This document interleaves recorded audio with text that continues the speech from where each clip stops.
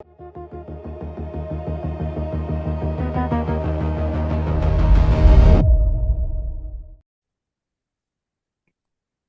everyone. Welcome back to the podcast. Today's guest studies something many leaders rarely talk about: what happens after the crisis is over. Savio Clemente, I really hope I pronounced that right. Yes, you have. Yes, is a keynote and TEDx speaker, healthcare leadership strategist, board certified wellness coach, and journalist who has conducted more than 2,000 expert interviews exploring leadership, resilience, and human performance. After surviving cancer twice, wow, Savio developed the Adaptive Resilience Leadership Framework, which helps leaders regain composure, reduce cognitive fatigue, and make decisive choices under high-stake pressure.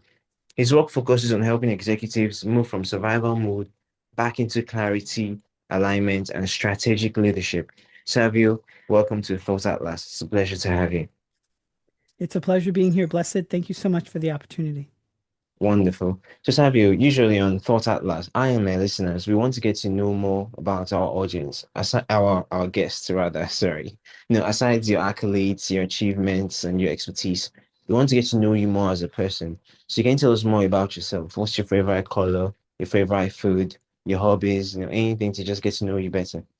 Sure. My favorite color is the color red. It's just very vibrant and fun and also expressive. A lot of people feel Yes. like you're being loud when you're red, but I feel like it's really served me well. In terms of my favorite food, so I grew up Asian Indian, but I wouldn't say Indian is my favorite food. I would probably say Yes. Japanese or Thai is my favorite types of foods. And the reason why I like it is because it's less spicy, and I feel like it has a more unctuous taste and it feels a little more refined, especially Japanese. Oh, wow. Wonderful. So what about your hobbies? Do you like certain kinds of sports? Do you do certain kind of activities? Sure. I love traveling, although I haven't been able to travel as much because I had the relapse, and we can get into that a little later. Okay. Okay. But I also love to do anything fitness or wellness or exercise related because I really feel like movement is the key. People think that they have to bench press this and that. No, just give Uh, yourself some movement, and the movement will yes, allow you to move forward in life. That's the key. I 100% agree. Sometimes, usually all those bench press and all this stuff, they're always mostly static.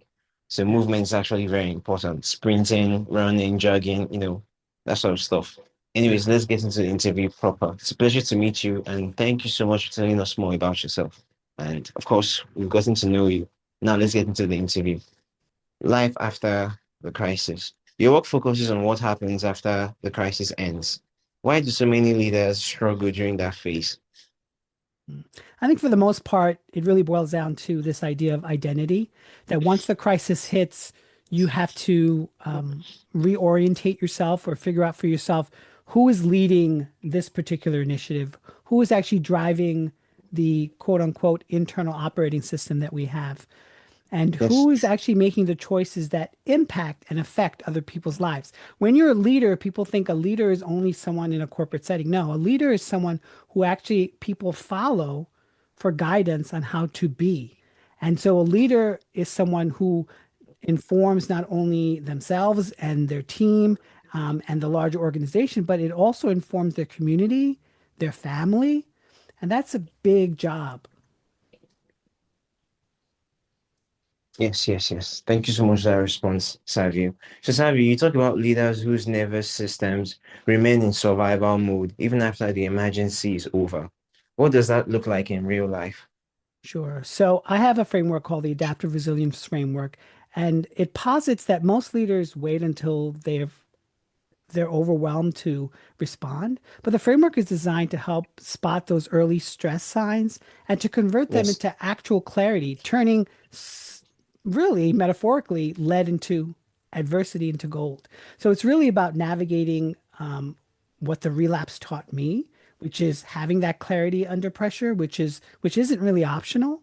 And it's really a difference between stagnation and breaking through and having those signals in life. Life sends us messages and signals, and having a simple step to counteract that and prevent that cognitive fatigue or that poor decision making or having that Yes. stress be so overwhelming that you're inactive on what you want to accomplish and do.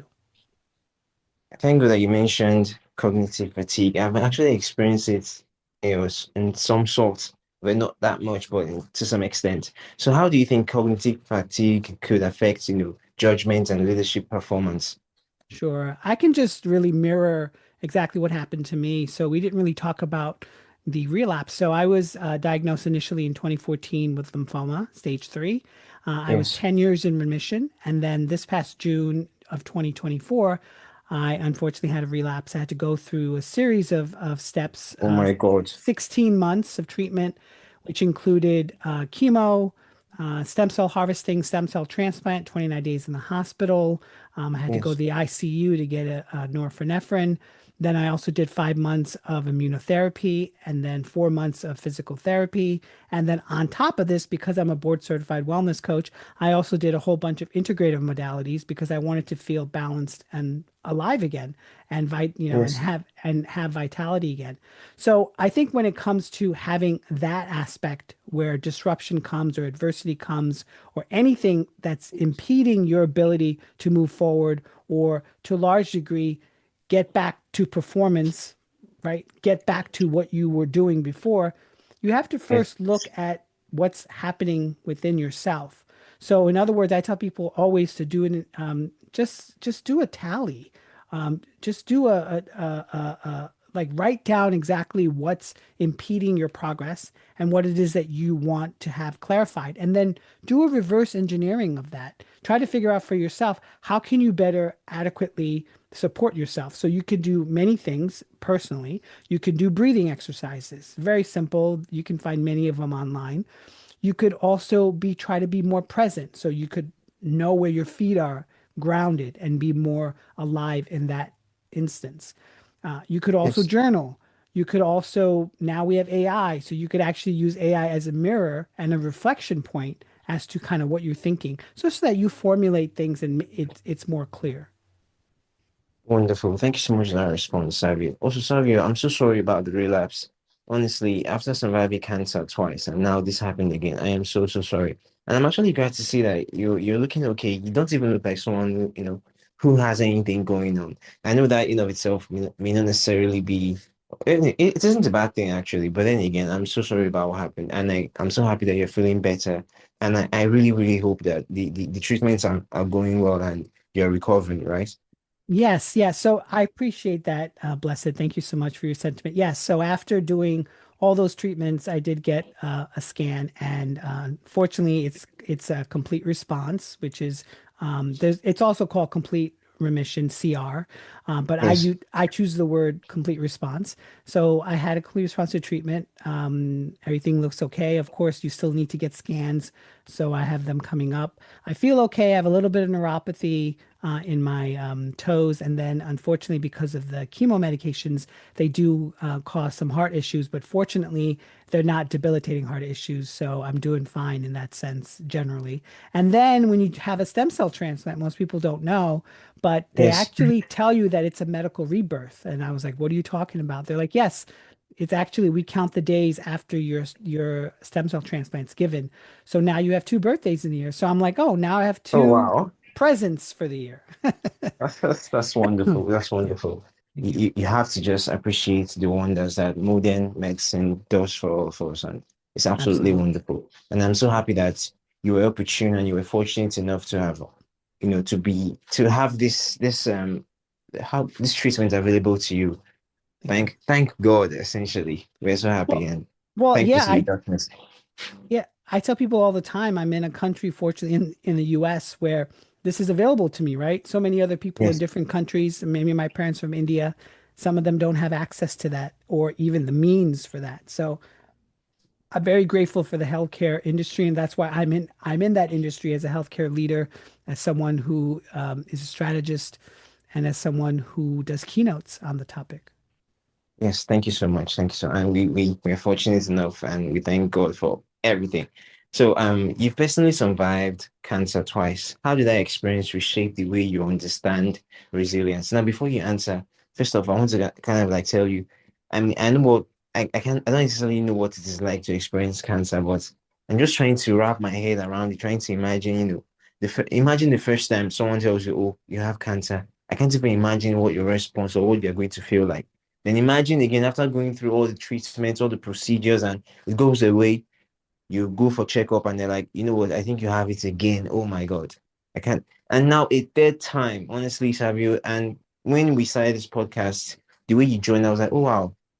I like how he's so happy, so jovial. You were so full of light. You were so bright, breath of fresh air. And the next thing you told me, look at what you're going through. You're going through all this, and you're just still so chill, so relaxed.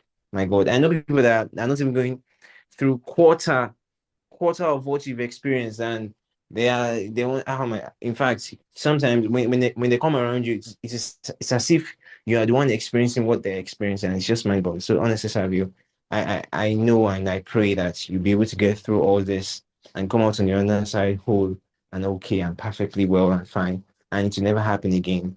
Amen. Yeah, no, So thank you. Thank you again, Blessed. I really appreciate it. I think it boils down to I had a choice, right? I could be bitter. yes, I could say to myself, so I was initially diagnosed in 2014, and I could have been bitter then. Then I was in remission for 10 years, no sign of it, and then it came back almost almost exactly to the month 10 years later, which is crazy. And I could have well, been bitter, really, really bitter. But I chose to do something, and it's radical, which is basically is I can speak all day about the wound, but I would rather speak about the walk. What happens yes, after? And for me, that informs the people that I work with, the healthcare leaders that I work with they struggled through gaining composure, gaining clarity, having that cognitive fatigue, cognitive load. But what really helps is really this idea, and you alluded to it, is about resilience. Resilience to me isn't just about bouncing back from the hardships, right? I had two yes, major life blows. What I like to coin is this idea of adaptive resilience, is that having the flexibility when you're in it, when you're in the doo-doo, when you're in yes, it, and adjusting your behaviors, your systems, your strategies in response to that constant change. So I'll give you an example. I would be visited every day for 29 days by the hospital team, right? My doctor, and then they would do rounds. So at one point, I mm, think it was like 13 people deep, and they would come. And I made sure, blessed, even though I was feeling tired, even though I was having some diarrhea issues, even though I was lethargic and I didn't really feel like eating, I made sure I showed up. You know why? Because if I didn't mm, show up and I gave them all my power, then that's not a partnership in healing. Healing is not yes, linear. Healing is a combination of variables. And this is coming from someone who's faced cancer twice. Okay. So this second time around, the treatment was so much more grueling than the first time around. So I'm telling you, just generally, healing is one of those things where you have to grab onto things. So I knew I had to be present, I had to be alert, I had to be vocal, and I had to muster enough courage, enough energy to actually have that partnership with my team. And fortunately, I had great, fantastic care. wow, wow. And I'm so happy you were able to, you were fortunate enough to have that care from people. I was about to talk about adaptive resilience. I'm so glad that you already covered it. And I actually agree with it.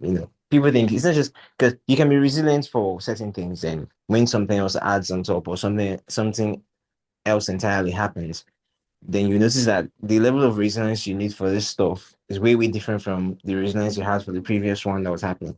So that adaptive resilience, it's actually the first time I'm hearing the combination of, the two words, and I actually love it a lot. Thank you so much for that. Sure, Now, absolutely. your work often references head, heart, and gut intelligence. How do these three forms of intelligence shape decision making? And can you clarify how these are? I understand the head. I think I might understand the heart, but what do you mean by gut intelligence? Can you give some clarification before you explain? Sure. So there's a lot of research that the physical mind and the brain is not the only thing that makes decisions, that our heart actually is the main central unit that actually makes the decisions. There's also Yes. research that the gut, right, the microbiome, especially the microbiome in the gut, actually influences our decision making, right? When they often say to Oh, people, or people say in general, something in my gut told me to do it, they're actually talking about not only a feeling, but they're talking about a sensation that arises from that area. So the head, heart, and gut intelligence, which I call the three brains, and I basically speak to this in, I have a weekly Substack online on my website. And I go Yes. into my interviews and I always use it through the lens of head, heart, and gut. What is actually moving the needle when it comes to that? So when it comes to the head, it is exactly what you think it is, which is using your intellect, using your mind, forming decisions. But if you choose to actually drop down, think of it like an elevator going down a shaft. If you drop down to your heart first and let it Yes. actually inform what's happening rather than always defaulting to what we all as humans default to, which is our intellect, you're going to get a much better resonant experience with someone. You're going to actually connect with them deeper. Why? Because we're humans having a human conversation. We're humans having a human experience.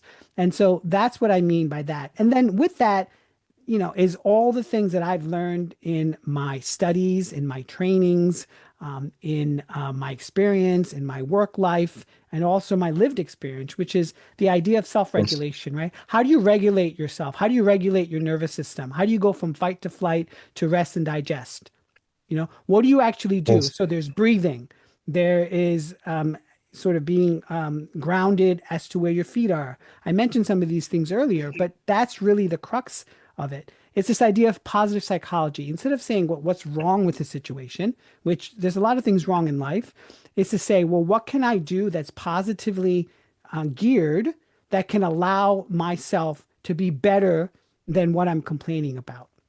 And then also Wow. there's these things that I learned, especially in the hospital, and that was just done, is this idea of silence and stillness. As you can imagine, 29 days in the hospital, there's a lot of silence and stillness, especially since I was in a quarantine room because it's a stem cell transplant. They have to make sure they negate any idea of infections whatsoever. So Yes. and then the a few others is really this idea of psychological distancing, right? So there's this idea of actually creating a mental space between yourself and the distressing situation or the thought or the emotion. And then I would like to actually even add one more. And it's really this idea of, for a long time, we as humans have taught that intellect guides our way. And that's true to a large degree. And then we were told, no, no, no, highest form of intelligence is really emotional intelligence. Okay. And so we were all Yeah. like, yeah. But actually, the research and the validated reports and the validated studies have said that metacognition is. And what's metacognition? It's thinking about the thinking. So people get into these states when they're in flow state, when they're in meditation, when they're in prayer, when they're doing a brisk walk. They think about the thinking, and that think about the thinking, it really allows that distancing to form observations rather than being stuck within the problem. You actually form an ability to think about what's actually happening. So, in other words, being objective rather than subjective. Yes. Oh, wow. And that's not going to lie. I think that would be a difficult state for most people to actually achieve because it needs a certain level of self-awareness that I don't think most people are capable of. I But wouldn't want to but praise myself. Okay. But I will say sometimes life gives you things, like, for example, me, where you actually Yes. learn it in the trenches. You learn it because you have to learn it, right? You have no Yes. choice.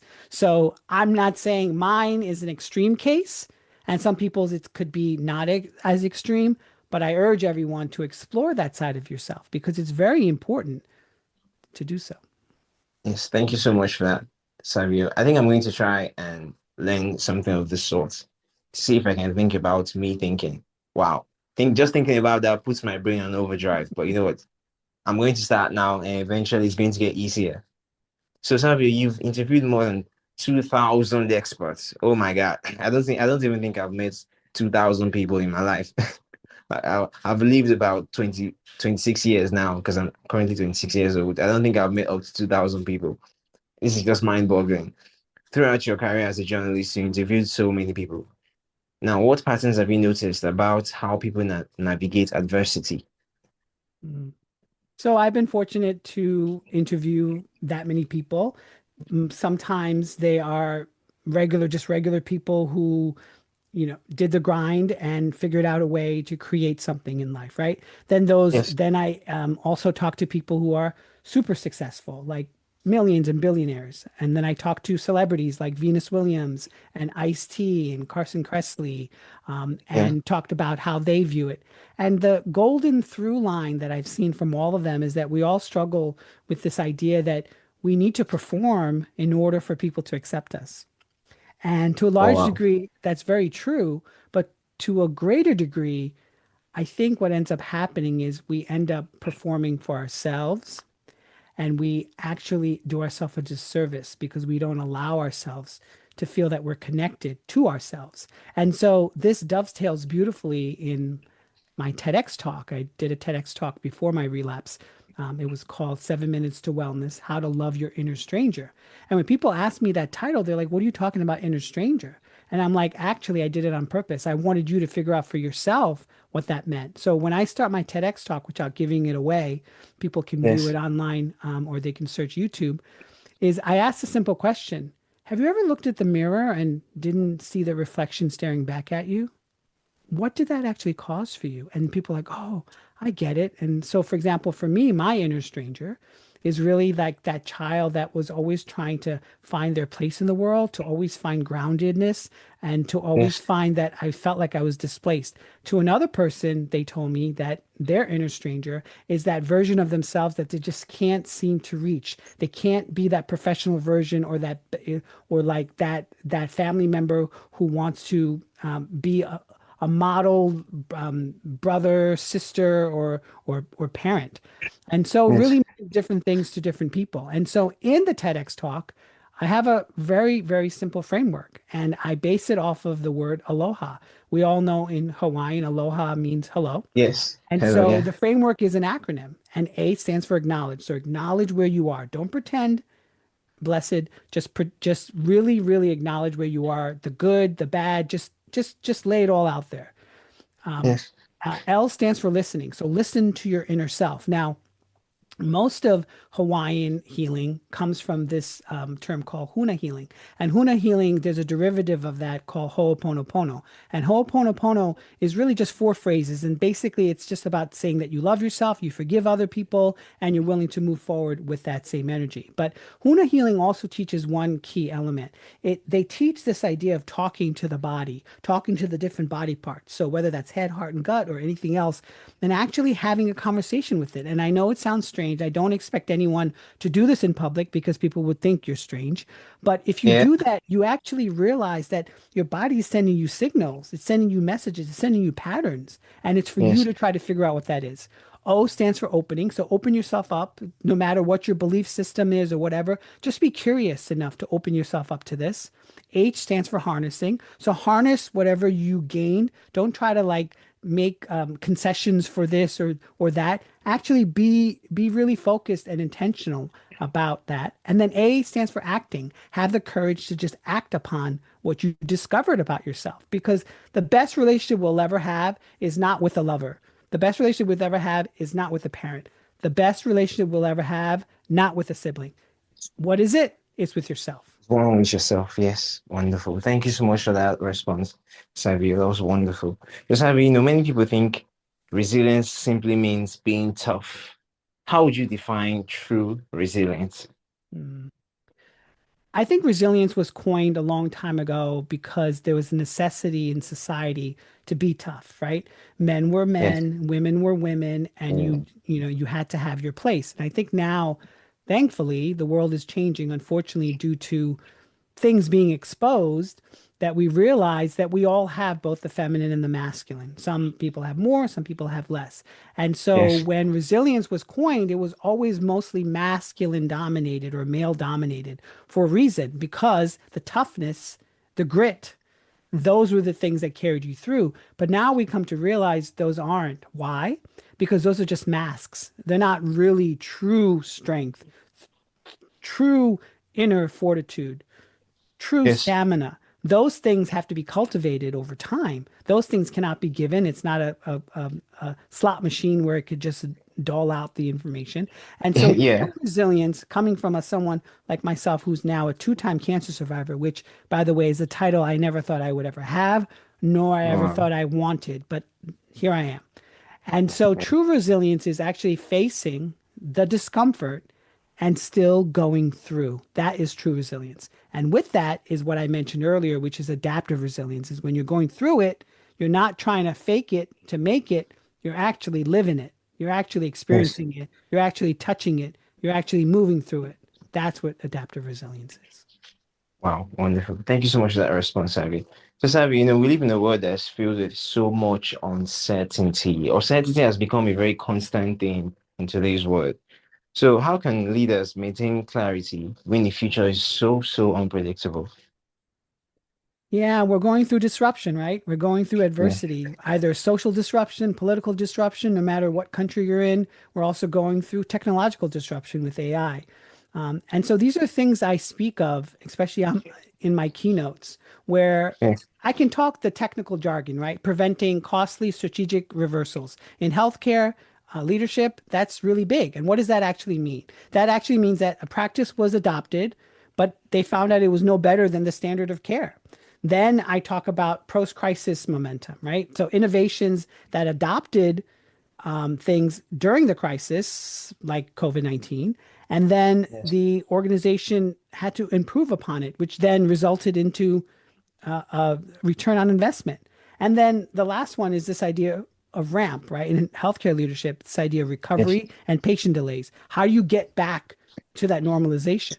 And so I think the key there is to just have that objective standpoint, is to really look beyond what the actual distress is at the moment and figure out a way forward with your team that's aligned.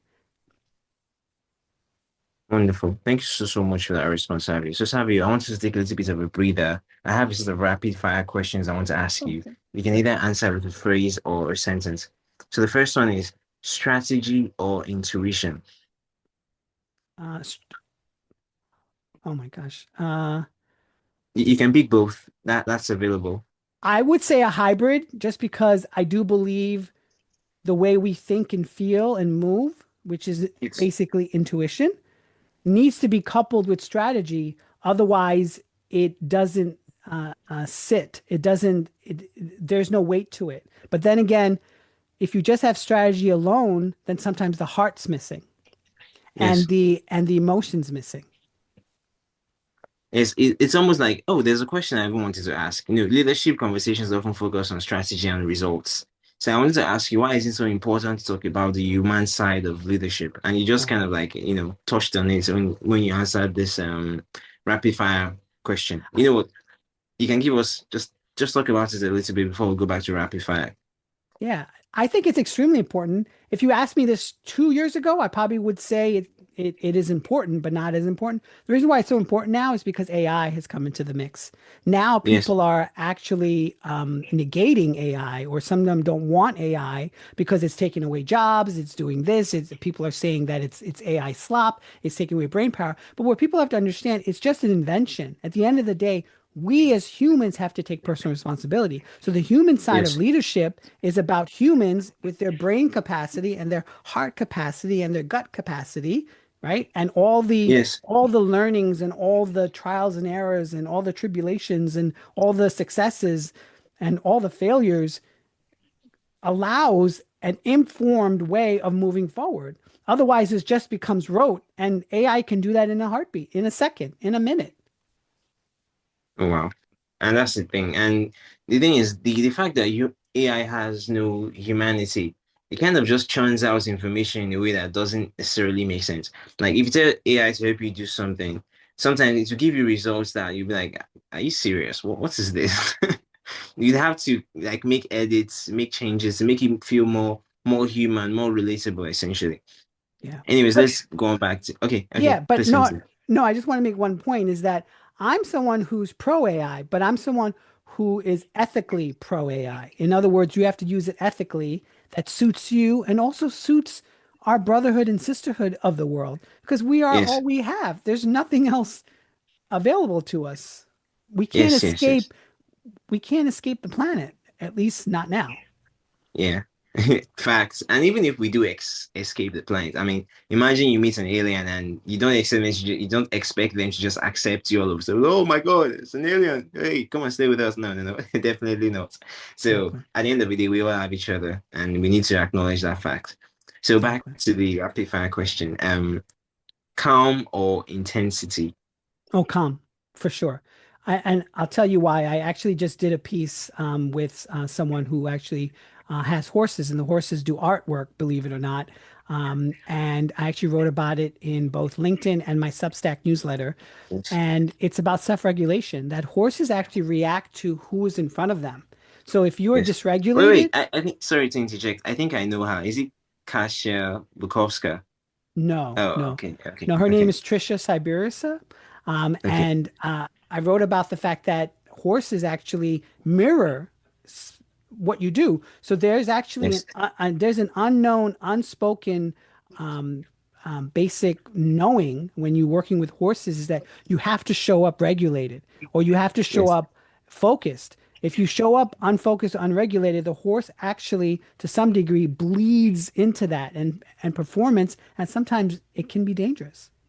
Yes. And when I spoke to Kasia, because she's like an equine therapist, so she works with horses to, treats people therapeutically. I hope I'm saying it right. Yeah, So she talks about how horses can kind of like mirror how you feel. And absolutely. a horse is a very elegant as well as dangerous animal. Of course, you don't want to be around the horse that is kind of like should I say not in a balanced state per se. It could result in something that may not be nice or that kind of stuff. So she just told me Yeah. about how horses can mirror our emotions and even help us heal from trauma. I was like, wow, that's actually mind blowing.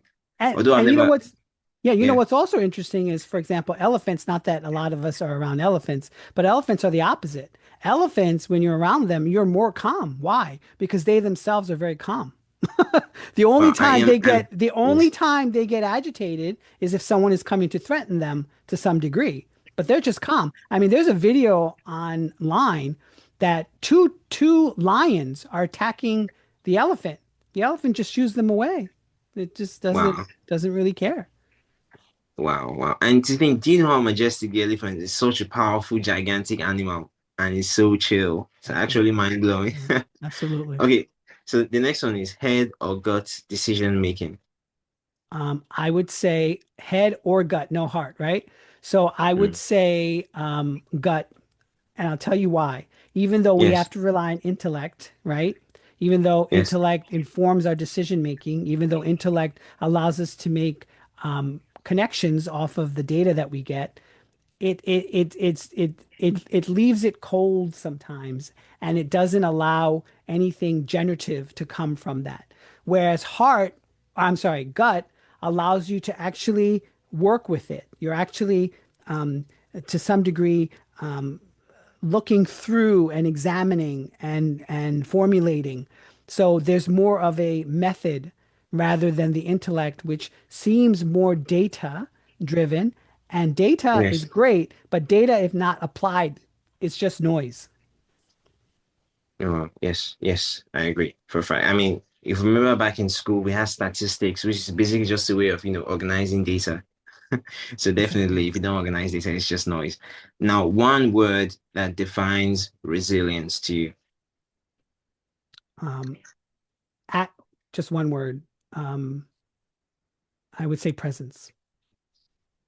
Yes, definitely, because, the only way you would actually need to be resilient is if you're feeling something and you're present. Because to feel something, you have to be present in that moment, feeling that stuff. So yes, I agree with you. and So and this, and that's and that's why stillness and silence work, because you cannot get more present than that. You cannot get more present than what you're facing with now.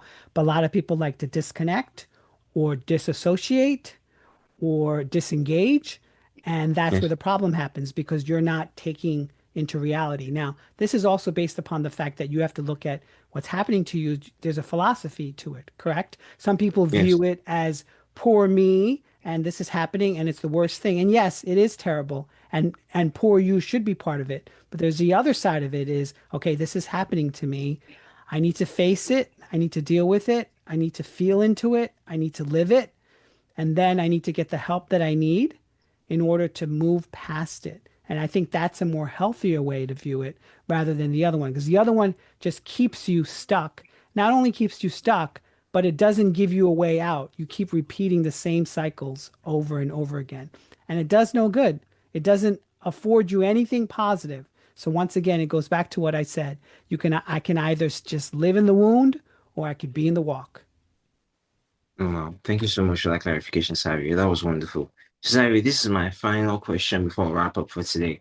If a leader listening right now, or probably just anybody, feels overwhelmed, exhausted, and stuck in the survival mode, what is that first step they should take to regain clarity? Mm. I think they first have to assess to themselves what's important. I think sometimes we all lose sight of what is important. And when a crisis happens, we think about the situation rather than how the situation is making us feel.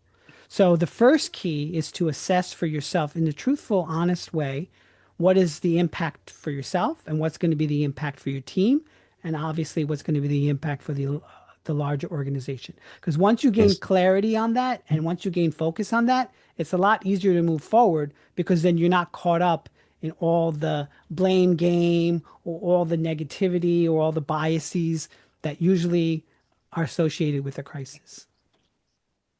Well, thank you so much for that clarification, Savi. Savi, it's honestly been a pleasure to have you on my podcast. Thank you for your wisdom, your insights, and a very powerful conversation about leadership, resilience, and of course, navigating life after disruption. Savi, where can my listeners, learn more about your work and possibly connect with you? Sure. So they can go to my website, which is Savio, Savio, P as in Peter, Clemente, Clemente. On there, I have my keynotes. I have my TEDx talk. I also do executive coaching as well. And then I also have that weekly newsletter. It's called The Human Resolve. It's on Substack. And I go into this heart, head, and gut intelligence. I talk about the interviews that I've done. I talk about the strategies. I synthesize what I've learned because at the end of the day, if I can help others restore the same clarity, composure, and performance, we all win.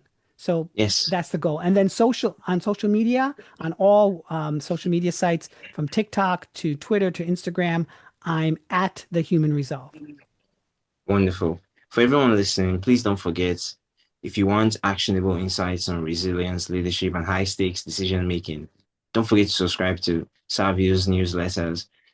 Check out his newsletter, check out his website, and of course his socials. Savio, it's been a pleasure to have you on my podcast. Thank you so much for coming on my podcast. Thank you for sharing your wisdom, your insights, and your expertise. And also, Savio, please, I wish you full recovery, and I Thank know you. that in just a few weeks to a few months' time, you'll be feeling better than ever. And like you said, you now have two birthdays. So I guess there will be lots of celebration going around after everything. And I believe that you're getting the best treatment there is in the world. And I really wish you a full recovery with no remission, oh, sorry, that was a mistake. No coming back of the cancer, no, nothing of the sort. You'll be fine and you'll be okay. In fact, perfect.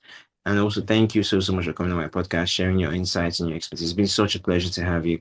Do you Sure. have any, food for thought, anything you want to just leave I and my audience? Because you're a very strong individual who has been through a lot and still shining, still bright. I don't even know how to put it into words, but it's just amazing. Thank you. I would probably leave them with probably one of my favorite quotes from one of my favorite movies, which is The Shawshank Redemption, that hope is a Yeah. good thing. Hope never dies. Wow. Wonderful. Thank you so much once again, Savio. Please do Thank have a you. wonderful, wonderful day. And please You take too. good care of yourself. I will. Thank you. Thank you. Thank you.